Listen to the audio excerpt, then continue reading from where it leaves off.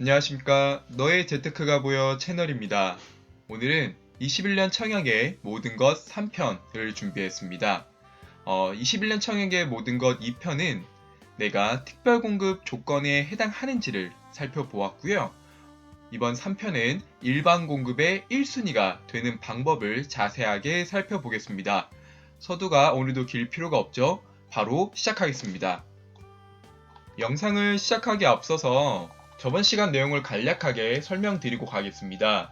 내가 청약통장을 가지고 있는지, 그리고 청약통장의 종류도 알고 있고, 이번에 분양하는 시공사 주체가 공공분양인지 민간분양인지도 알고 있다면, 공공분양도 특별공급과 일반공급이 있고, 민간공급도 특별공급과 일반공급이 있는데, 특별공급 조건에 해당하지 않는다면 제가 일반 공급으로 넣어야 된다고 말씀을 드렸죠.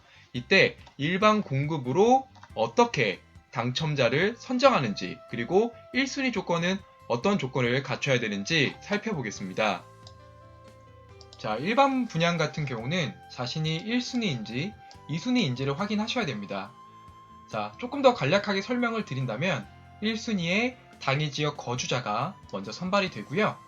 그 다음에 인근 지역 거주자, 여기서도 만약에 미달 세대가 존재한다고 하면 2순위에 당해 지역 거주자가 선발이 되고, 마지막으로 2순위에 인근 지역 거주자가 선발되는 프로세스를 가지고 있습니다. 이거를 어떻게 보면 Z자 방향으로 선발이 된다라고 보시면 될 것 같고요. 자, 여기서 인근 지역이라는 게 무엇이냐 라고 물어보실 수 있어요. 자, 인근 지역 같은 경우는 하나의 카테고리, 분양을 할 수 있는 하나의 카테고리라고 이해하시면 됩니다. 서울특별시에서 분양이 하나 나왔습니다. 그러면 인천광역시 분들과 경기도 지역에 사시는 분들은 인근 지역 거주자로 구분이 되면서 청약 신청은 할 수 있어요. 하지만 충청북도에 사시는 분들은 하나의 카테고리 안에 들어간 지역군이 아니기 때문에 청약할 수 있는 기회조차 없습니다.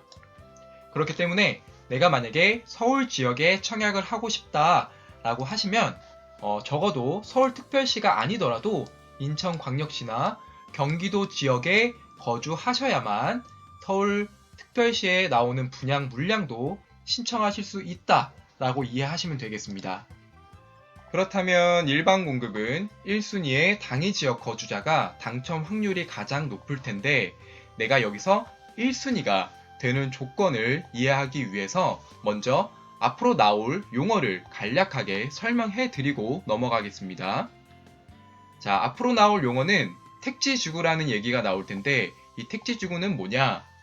택지개발촉진법에 따라서 저소득 국민의 주거 안정을 위해서 주택건설에 필요한 택지를 구입하여 개발 공급하는 것이다 라고 이해하시면 되는데, 쉽게 말해서 국가에서 이제 주택난을 해소하기 위해서 주택 건설을 하기 위한 택지를 구입하고 요거를 공급하는 것이다 라고 이해하시면 되고요. 이게 면적이 10만 제곱미터 이상입니다. 그걸 바로 택지지구라고 부르고, 만약에 면적이 큰 거를 우리는 대규모 택지 지구라고 부르고, 또한 이 택지지구의 종류 중에 공공택지지구라는 게 있는데, 이거는 전체 주택 중에 반 이상의 공공주택으로 공급되는 것을 공공택지지구라고 부릅니다. 두 번째로는 규제 지역에 대해 이해하실 필요가 있습니다.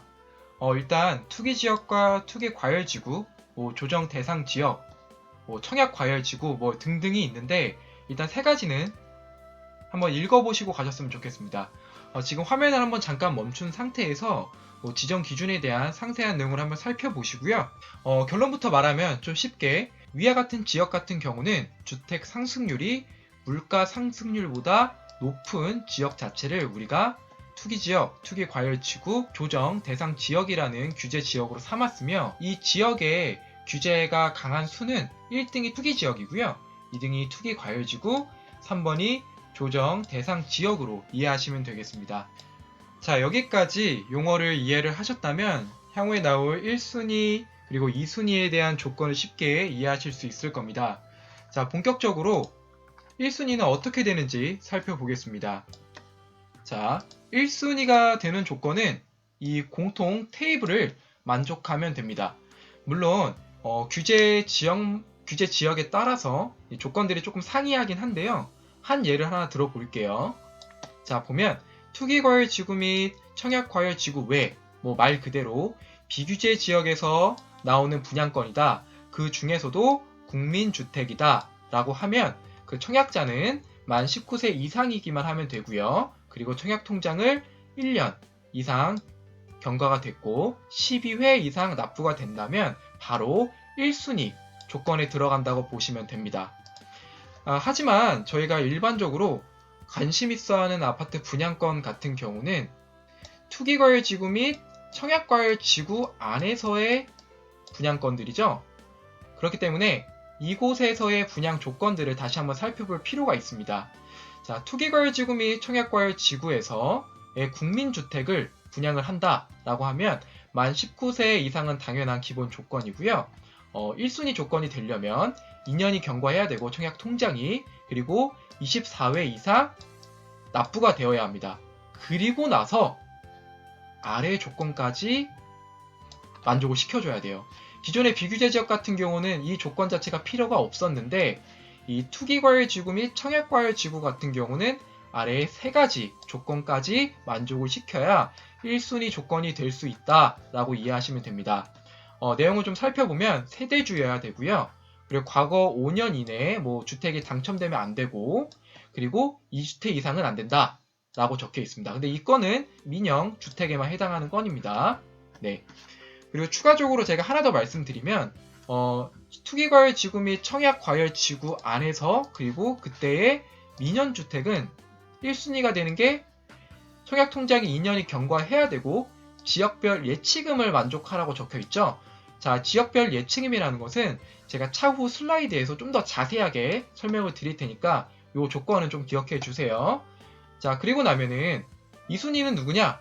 자, 1순위가 되지 않은 분들이라고 생각하시면 됩니다. 그렇다면 제가 간단한 예시를 하나 들어보겠습니다. 서울에서 A라는 아파트를 분양한다고 가정을 한번 해보겠습니다. 이때 서울에서 거주를 하고 있는 사람인데 1순위 청약 조건을 가지고 있고요.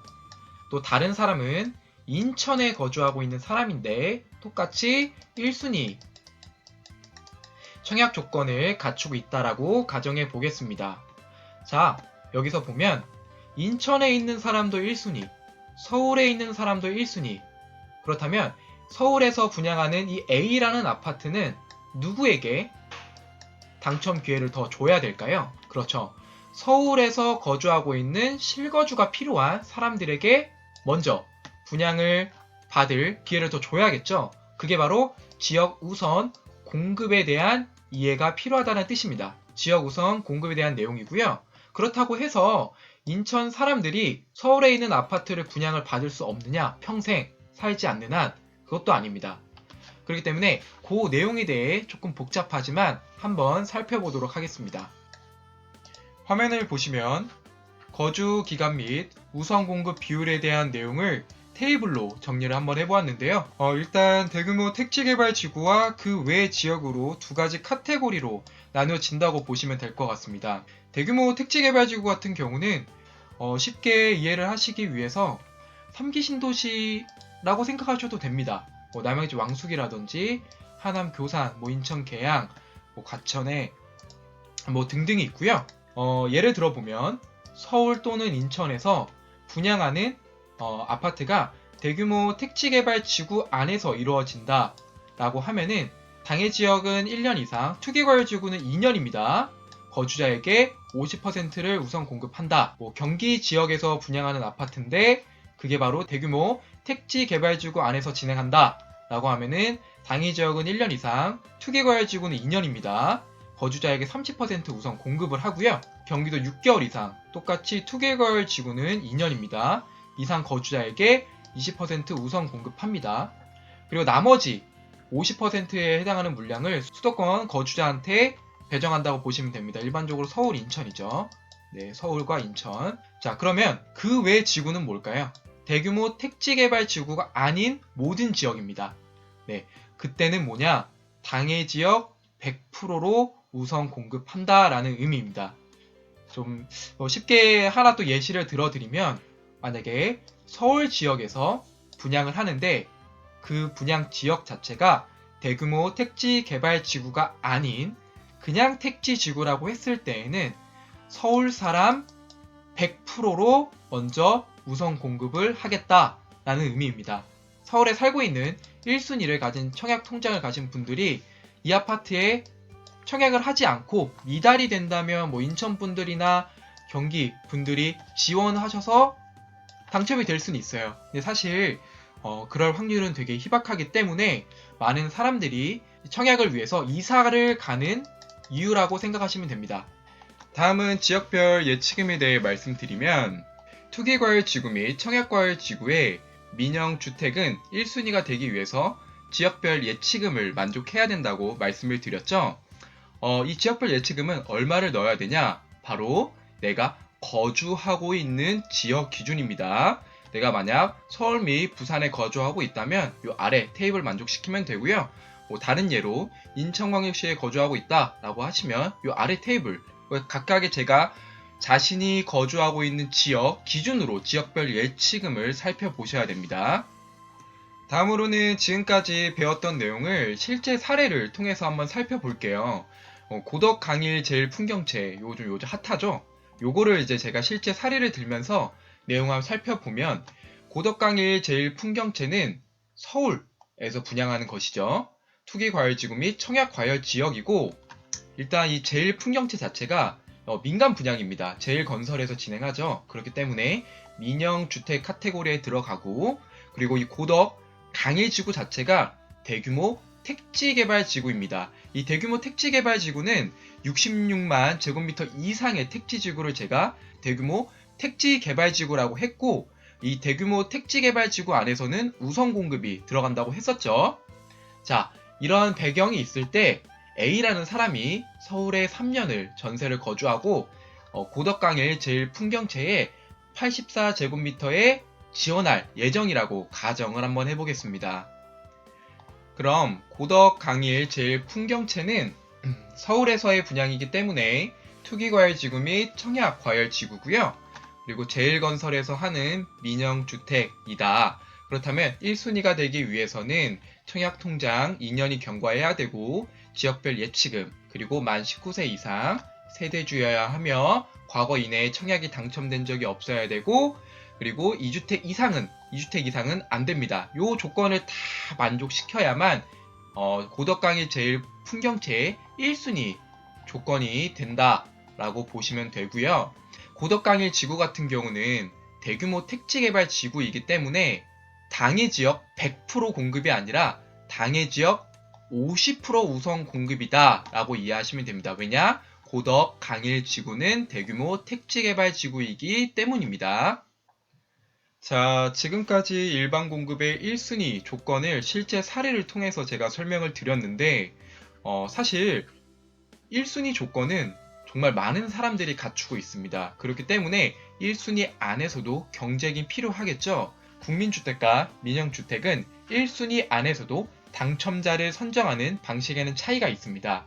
이 내용은 다음 영상에서 좀 더 상세하게 말씀드리고요. 오늘까지 일반 공급 1순위에 대한 내용을 말씀드렸으니 복귀해 보시면서 이번 영상이 도움이 되셨다면 구독과 좋아요 부탁드리며 다음 영상도 기대 많이 해주시길 바라겠습니다. 시청해주셔서 감사합니다.